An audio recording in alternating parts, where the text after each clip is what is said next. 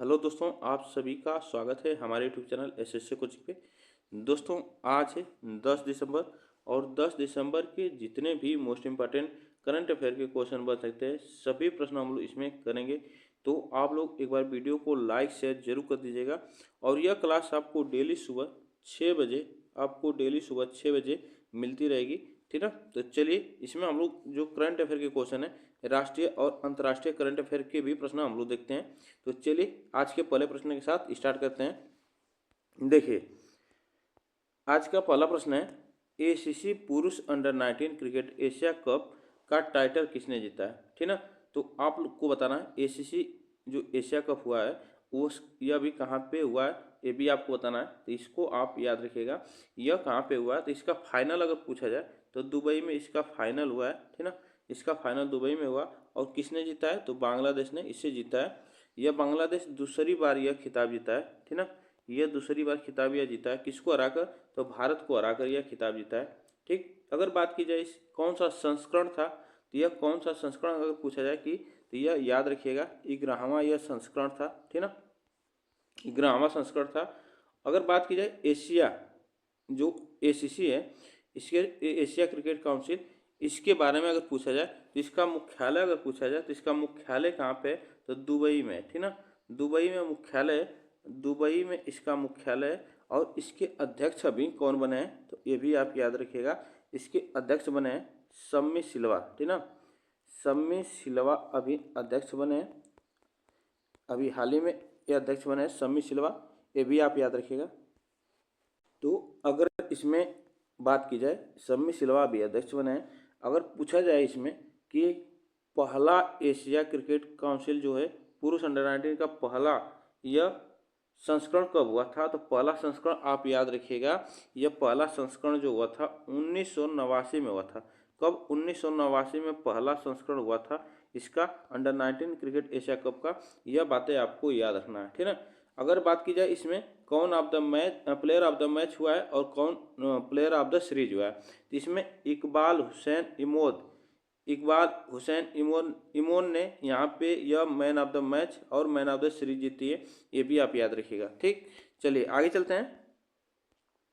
देखिए, संयुक्त राष्ट्र नारकोटिक्स ड्रग्स आयोग के 68वें सत्र की अध्यक्षता कौन सा देश करेगा, तो यह याद रखिएगा, यह इसकी अध्यक्षता जो करेगा वह भारत करेगा। ये आपको याद रखना है, यह वन लाइनर जो करंट अफेयर के क्वेश्चन है।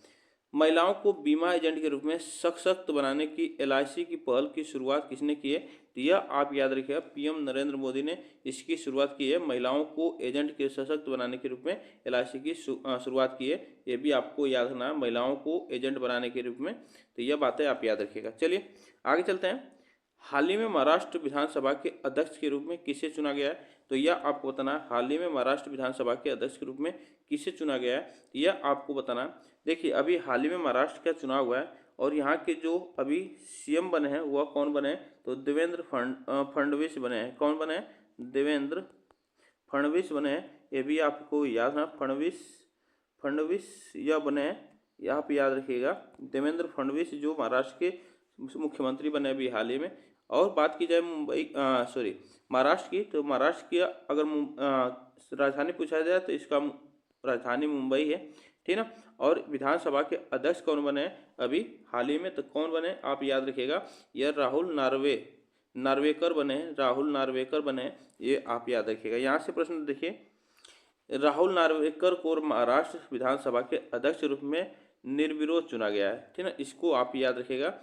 और हाल ही के चुनाव में अपने कांग्रेस प्रतिनिधि के खिलाफ 48,500 से अधिक वोटों के महत्वपूर्ण अंतर से अपनी विधानसभा सीट जीती है, यह बातें आप याद रखिएगा। और यह इनका लगातार दूसरा कार्यकाल है, ये भी आप याद रखिएगा। और कहाँ से बने, तो कोलाबा से भाजपा विधायक नार्वेकर पहले विधानसभा अध्यक्ष के रूप में कार्यरत थे, यह कार्यरत थे पहले यहाँ से, तो यह भी आप याद रखिएगा। चलिए आगे चलते हैं।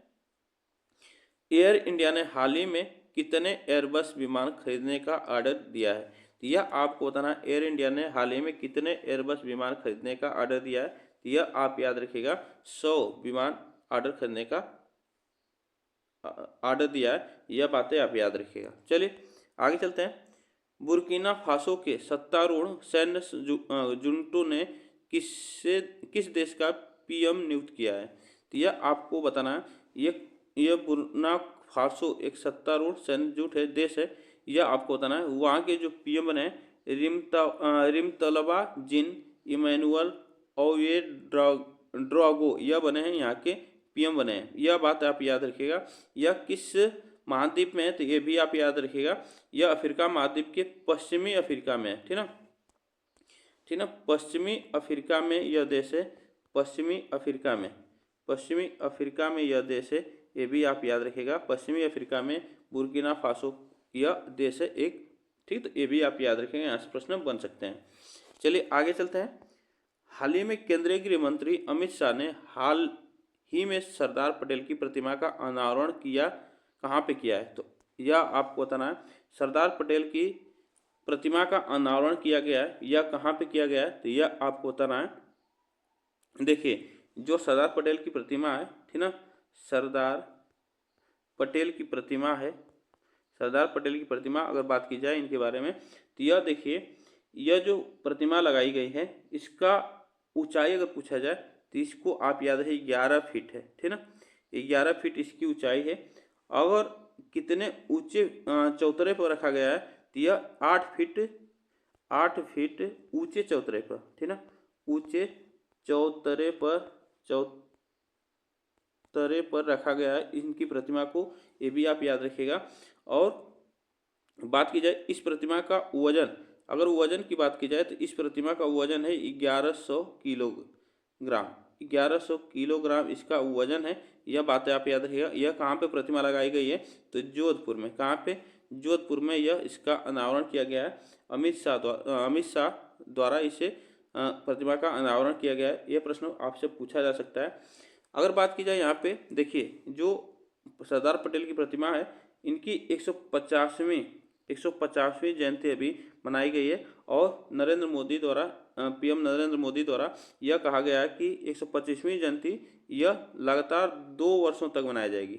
2 साल तक यह जयंती मनाई जाएगी। ठीक ना, यह जयंती मनाई जाएगी। यह पीएम नरेंद्र मोदी द्वारा यह कहा गया है। यह बातें आप याद रखिएगा। ठीक ना, इसमें ऑप्शन जो हमारा से होगा बी ऑप्शन से होगा। अगर बात की जाए यह कहाँ पे है, तो यह राजस्थान, ठीक ना, राजस्थान के जोधपुर में यह प्रतिमा का अनावरण किया गया है। राजस्थान की बात की जाए तो यह इसकी राजधानी कहाँ पे? तो इसकी राजधानी जयपुर है। ठीक ना, जयपुर को पिंक सिटी के नाम से जाना जाता है। पिंक, याद रखिएगा, पिंक सिटी के नाम से जाना जाता है। पिंक सिटी के नाम से भी जाना जाता है। तो ये भी आप याद रखिएगा, यहाँ से प्रश्न बन सकता है। अगर यहाँ के जो राजस्थान के मुख्यमंत्री कौन है, तो राजस्थान के मुख्यमंत्री अगर पूछा जाए तो यह कौन है यहाँ के? तो भजन लाल शर्मा यहाँ के मुख्यमंत्री हैं। भजन लाल शर्मा यहाँ के मुख्यमंत्री हैं। ये भी आप याद रखिएगा।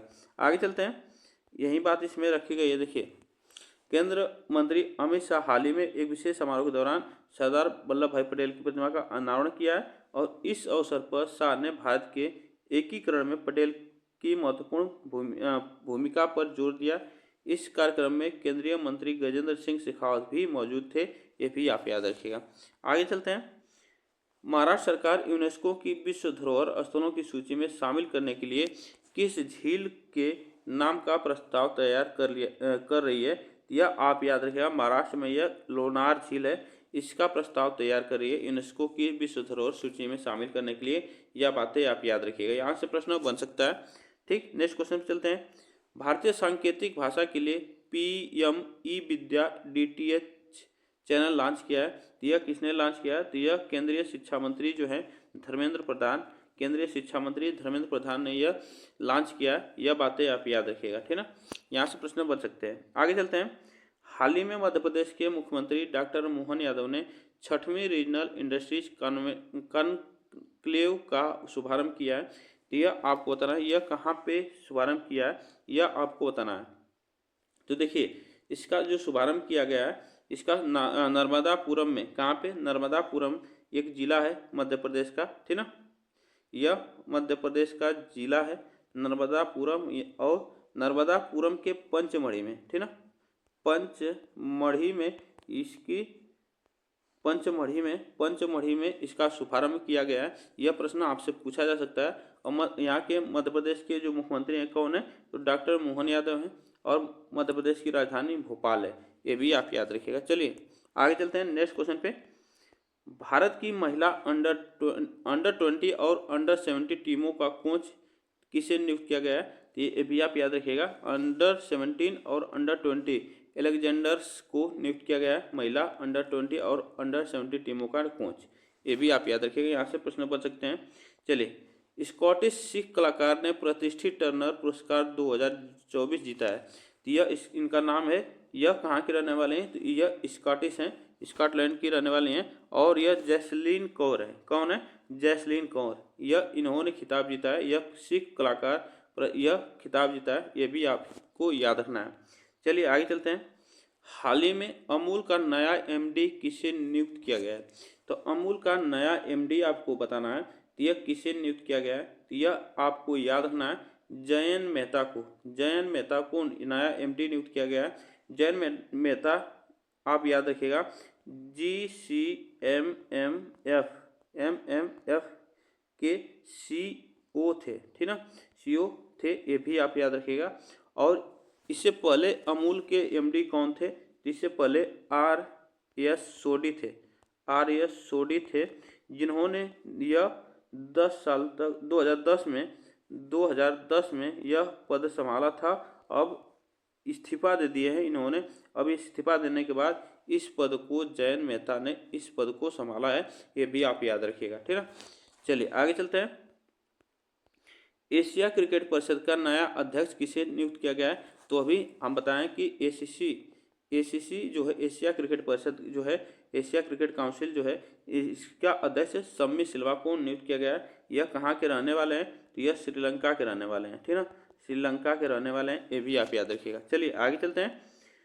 हाल ही में चर्चा में रहा सोनई रुपई वन्यजीव अभ्यारण्य किस राज्य में है, तो यह सोनई रुपई जो वन्यजीव अभ्यारण्य है यह कहाँ पे है, तो असम राज्य में है। कहाँ पे, असम राज्य में यह चर्चा में रहा, ये भी आप याद रखिएगा। किस लिए चर्चा में रहा, तो यह बंगाल टाइगर के लिए, ठीक ना, बंगाल टाइगर के लिए चर्चा में रहा है, बंगाल टाइगर के लिए यह चर्चा में रहा है। यहाँ पे बंगाल टाइगर को देखा गया है, इसलिए चर्चा में रहा है, यह असम राज्य में। चलिए नेक्स्ट क्वेश्चन पे चलते हैं। हाल ही में किस राज्य ने वर्ष 2025 से ग्रीन टैक्स की शुरुआत की है, तो 2025 से ग्रीन टैक्स की शुरुआत की है, तो यह कौन सा राज्य है, यह आपको बताना है।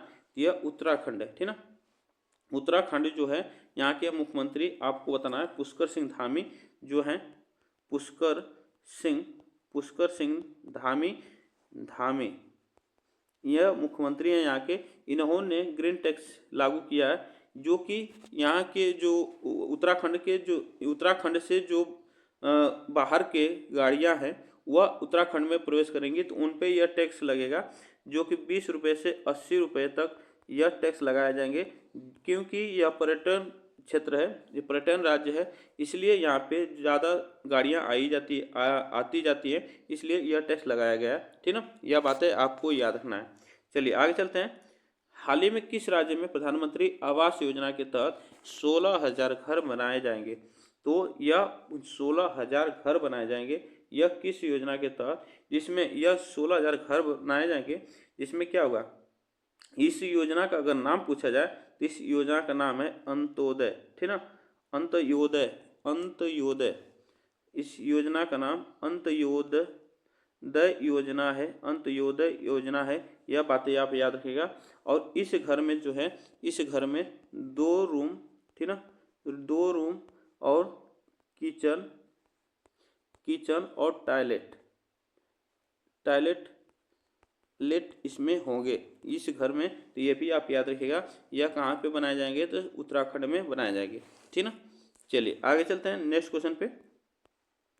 हाल ही में किसे रेमंड लाइफ स्टाइल लिमिटेड के कार्यकारी अध्यक्ष के रूप में नियुक्त किया गया है, तो यह आपको बताना है, यह किसे नियुक्त किया गया है। रेमंड लाइफ स्टाइल लिमिटेड जो कंपनी है उसके नियुक्त किया गया है अध्यक्ष के रूप में, तो गौतम हरि सिंघानिया को नियुक्त किया गया है, यह आपको याद होना है। और यह 5 साल के लिए नियुक्त किए गए हैं। यह बातें आपको याद रखना है। ठीक, चलिए आगे चलते हैं नेक्स्ट क्वेश्चन पे।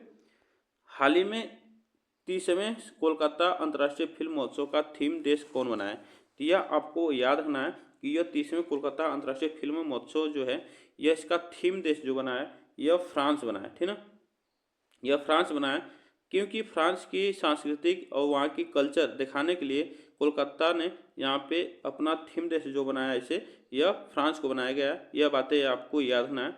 और इसमें जो है अंतर्राष्ट्रीय फिल्म महोत्सव में कितने फिल्म चुनी गई, तो यह आपको याद रखना है।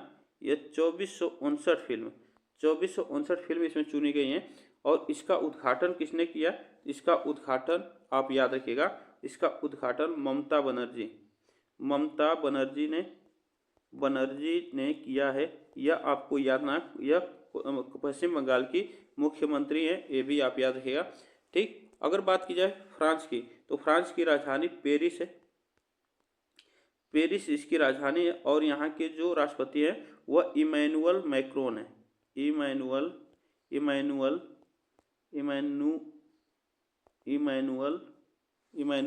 मैक्रोन है, ये भी आप याद रखिएगा। यहाँ से लिख नहीं पा रहे हैं। चलिए आगे चलते हैं नेक्स्ट क्वेश्चन पे। देखिए, हाल ही में विश्व बैंक ने किस राज्य के पिछड़े जिलों के लिए 188.28 मिलियन डॉलर के ऋण को मंजूरी दी है? तो 188.28 मिलियन डॉलर के ऋण की मंजूरी दी है, यह आपको बताना है। इसमें कौन सा राज्य है जिसे यह दिया गया है? तो याद रखिएगा, यह महाराष्ट्र है। ठीक ना, महाराष्ट्र राज्य है। अभी हाल ही में यहाँ के मुख्यमंत्री बने हैं कौन? तो देवेंद्र फडणवीस बने हैं, ये भी आप याद रखिएगा। चलिए नेक्स्ट क्वेश्चन चलते हैं। यह क्वेश्चन थोड़ा सा बड़ा है। हाल ही में किस देश के राष्ट्रपति बशर अल असद ने राजधानी पर कब्जा होने के बाद देश छोड़कर अपने परिवार के साथ रूस का शरण लिया है? तो यह कौन है, यह किस देश के राष्ट्रपति हैं जो अपना देश छोड़ के? तो याद रखिएगा, यह सीरिया के, ठीक ना, सीरिया के जो राष्ट्रपति है यह अपना देश छोड़ दिए हैं। वहाँ पे विद्रोहियों द्वारा कब्जा किया गया है। और यहाँ की राजधानी अगर पूछा जाए तो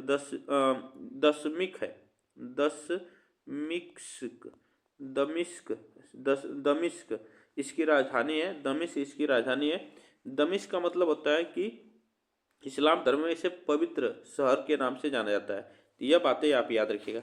तो आज के लिए बस हम लोग इतने ही प्रश्न करेंगे। आप लोग बताइएगा ये प्रश्न कैसे लगे। वीडियो को एक बार लाइक शेयर जरूर कर दीजिएगा। चैनल को सब्सक्राइब कर लीजिए, जिससे कि डेली का करंट अफेयर सुबह 6 बजे आपको मिलती रहेगी। तब तक के लिए थैंक यू सो मच आप सभी को।